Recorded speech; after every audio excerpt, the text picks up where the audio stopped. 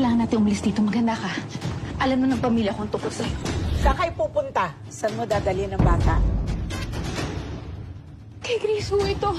Miss Miranda, sigurado ho ako. Sino yung batang kasama mo? Anak ko. Pakita mo sa akin yung bata. Patunayan mo sa akin hindi si Grace yun.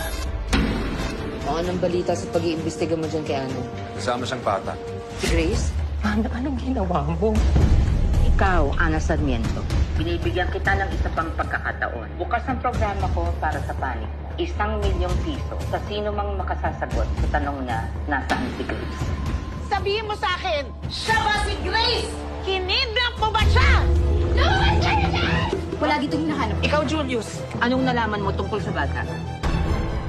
Sabihin mo nga sa akin ang totoo. Nandito ka para gantihan ako.